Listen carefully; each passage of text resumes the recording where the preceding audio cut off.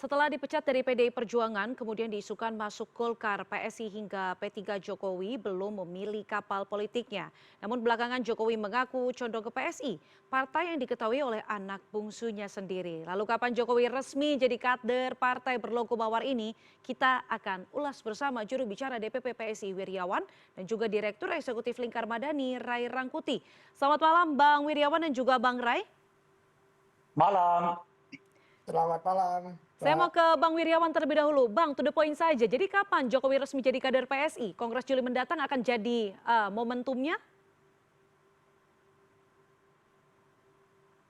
Ya, jadi pertanyaan ini kan banyak ditanya ke kami, Mbak, kapan Pak Jokowi akan masuk ke PSI. Tentu kami sebagai kader, kami sebagai pengurus di PSI, ya meminta supaya bisa secepatnya sebenarnya. Tapi balik lagi ini akan kembali ada di tangan Pak Jokowi sendiri dan kapan beliau akan bergabung ataupun kapan timing yang tepat beliau akan bersama PSI begitu. Karena semua kader PSI hari ini memang eh, sedang menunggu kapan beliau akan bergabung. Dan kongres kami bulan Juli nanti juga kami juga sudah mengundang beliau dan mungkin teman-teman media juga menjadi menunggu kapan Pak Jokowi akan bersama dengan PSI begitu. Sejauh Tapi mana Bang komunikasi PSI dan Pak Jokowi berlangsung? Karena menunggu ini sepertinya sudah cukup lama begitu. Kemudian momentumnya beberapa hari lalu Pak Jokowi juga sudah menyebutkan begitu ya kecondongannya bahwa lebih ingin masuk PSI. Sudah ada perkembangan? ya sejauh ini kami komunikasi sangat baik dengan beliau, bahkan kami juga dalam waktu dekat ini akan mengantarkan undangan kongres ke beliau. Dan tentu kami juga berharap ya rekan-rekan media juga mohon bersabar, tunggu waktu yang tepat dan Pak Jokowi juga pasti akan tahu kapan beliau akan bergabung dengan PSI begitu, Pak. Oke, ini artinya kan Presiden Joko Widodo kalaupun menjadi kader, rasa-rasanya tidak mungkin hanya jadi anggota biasa. Mungkin di jajaran DPP atau mungkin jadi ketua umum menggantikan Kaisang Pangarep, anak bungsunya. Saya mau ke Bang Ray, tahan dulu ya Bang untuk berkomentar. Tapi saya mau ke Bang Wiryawan lagi. Kalau Jokowi jadi ketum, kemana Mas Kaisang akan diberikan jabatan baru begitu ya? Apakah memang kepemimpinan baru ini dinilai menjadi sebuah kebutuhan karena Kaisang kurang berhasil membawa PSI masuk parlemen? Ya, pertama kami sampaikan bahwa Pak Jokowi ini kan sudah diusulkan oleh beberapa DPW sesuai dengan syarat yang kami tetapkan dalam dalam kongres. Syarat ketua umum kan harus diusung oleh 5 DPW kemudian 20 DPD. Dan kemarin kami memantau di media ada beberapa DPW yang sudah menyatakan sikap untuk mendukung Pak Jokowi. Tadi disampaikan bahwa Pak Jokowi ini akan jadi apa di PSI. Nah, itu kami akan menyerahkan ke Pak Jokowi. Beliau maunya di mana di PSI begitu. Karena kami tahu bahwa PSI ini adalah rumahnya Pak Jokowi dan rumah ini juga dibangun sejak dulu untuk Pak Jokowi begitu. Oke baik, saya mau beralih ke Bang Ray. Bang Ray silakan komentar Bang. Ini sepertinya gerbang dibuka lebar-lebar atau mungkin gerbangnya dicopot supaya Pak Jokowi masuk ke PSI, posisinya pun terserah Jokowi. Ini bagaimana menurut pendapat Anda? Apakah memang figur Presiden Joko Widodo ini mampu membawa PSI menjadi lebih baik setidaknya masuk parlemen di 2029 mendatang? Ya kalau Pak Jokowi masuk ke PSI itu sih cerita tentang kongres apa dianggap aja udah selesai itu. Kalaupun ada namanya pemilihan macam-macam ya untuk memenuhi persyaratan aja. Ya Pak Jokowi akan menang mutlak lah gitu. Nah Oke. masalahnya memang betul apakah nanti kalau Pak Jokowi yang masuk ya jadi ketua umum nanti Kaisang kemana gitu. Nah ya mungkin Kaisang akan jadi dewan pembina atau dewan penasehat ya nasehatin Pak Jokowi begitu ya Atau nanti mungkin terbalik Bang. bisa atau gimana. Jadi Pak Jokowi di Dewan Pembina, kemudian Kaisang tetap di Ketum. Apakah memungkinkan demikian? Oh iya bisa saja, cuma kan kalau kita dengar dari penjelasan Pak Jokowi kan beliau mengatakan ya siap-siap jadi calon ketua umum juga. Cuma dia sedang dipikirkan tentang kemenangannya kan, kata beliau begitu gitu. Jadi kalau kita dengar pernyataan dari situ, ya targetnya adalah ketua umum. Kalau cuma jadi dewan penasehat, ya kan nggak perlu berpikir soal menang atau tidak menang. Kalau itu sih ya menurut saya bahkan PSI-nya yang membutuhkan sekali kehadiran Pak Jokowi untuk masuk ke dalam ya lingkaran dari PSI gitu. Mhm. Bang Rey, Nah, cuma kan pencarian beliau figur mengatakan baru di sedang PSI ini apakah menurut Anda karena Kaisang Pangarep ini yang, pada waktu itu sempat membuat heboh begitu menjadi ketua umum, ini juga belum mampu begitu memimpin PSI masuk ke parlemen? iya, dengan sendirinya itu salah satu evaluasinya kan.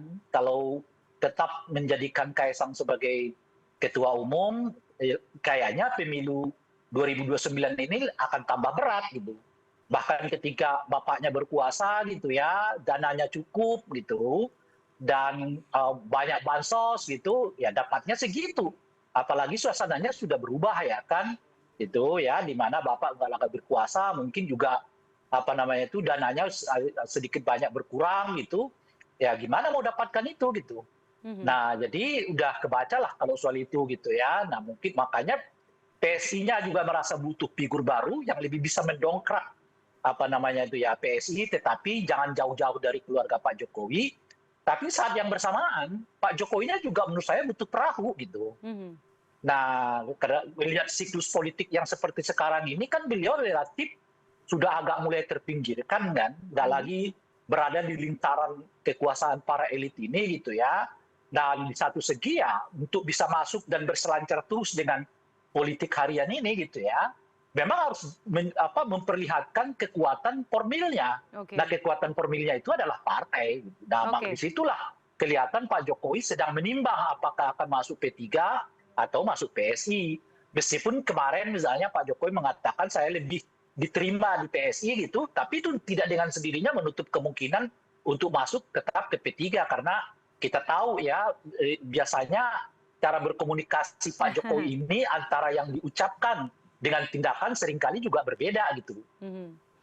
Artinya kecondongan Pak Jokowi berbicara soal lebih diterima di PSI belum tentu serta-merta, Pak Jokowi keinginannya hanya murni ke PSI begitu ya Bang? Saya mau Bang Wiryawan, tanggapi begitu. Apakah Betul. mhm, apakah memang, Pak Jokowi tadi, Bang Rey sempat bilang, dalam posisi yang butuh perahu politik karena dalam situasi yang terpinggirkan. Setujukah Anda sudah mulai kurang relevan Joko Widodo di perpolitikan Indonesia?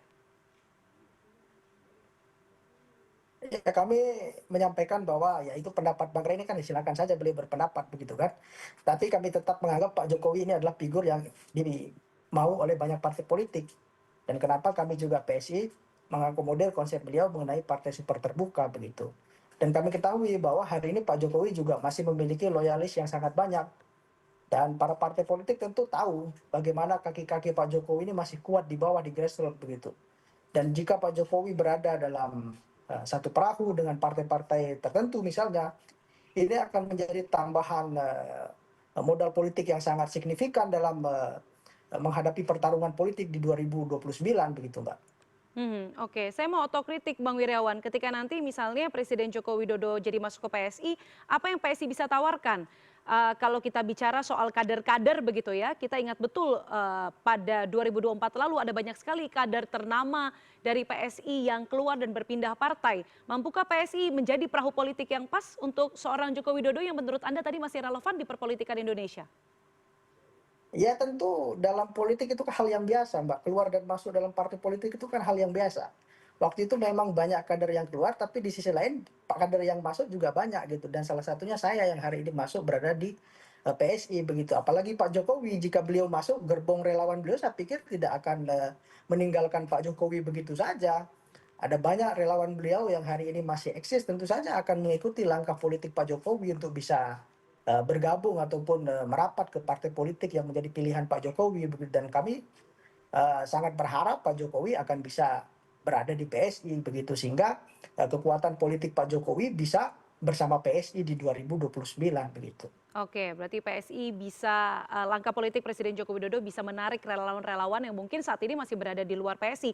Saya mau ke Bang Rey. Bang Rey, kalau tadi Anda sebutkan ini Pak Jokowi kan pola komunikasinya tidak serta-merta bilang A, maka ia menginginkan A begitu ya. Kalau melihat kemungkinan, selain P3 kan beberapa waktu lalu Presiden Joko Widodo, mantan Presiden Joko Widodo ini, diisukan masuk Golkar. Melihat roman-romannya sebenarnya yang paling cocok dengan karakter Joko Widodo itu partai apa? PSI, P3, Golkar atau partai lainnya? Apa yang menurut Anda paling cocok, Bang Rey? Ya Golkar memang gitu. Tapi kan Kenapa, Bang? Golkar mungkin tidak menawarkan ya ya sama-sama nasionalis Mhm. kan gitu. Tapi persoalannya kan bukan persoalan mana partai yang cocok dengan Pak Jokowi gitu. Tapi mana partai yang bisa menempatkan Pak Jokowi pada tempat yang semestinya. Itu persoalannya gitu. Kalau beliau masuk Golkar, ya Golkar mungkin menawarkan Pak Jokowi bertahap gitu kan. Mhm. Ya mulai dulu dari ini nggak bisa ujuk-ujuk langsung jadi ketua umum. Lagi pula persyaratan apa namanya itu ADRT Golkar itu kan tidak membolehkan hal yang seperti itu terjadi seperti yang terjadi pada Kaisang di PSI gitu. Ya itu satu gitu kan. Nah yang kedua apa namanya itu ya mungkin karena itulah Pak Jokowi juga merasa kurang tertarik gitu. Kalau masuk ke Golkar, masuk berangkat lagi dari bawah, ya kan lambat banget. Gitu. Kan? Mhm. Nah, yang bisa begitu itu masuk langsung mendapat posisi yang strategis kan kemungkinannya ada dua, satu ke PSI atau satu ke P3 gitu. Mhm. Nah, semua partai sih, ya tentu Pak Jokowi, semua partai akan membuka tempat bagi Pak Jokowi untuk hadir. Ya.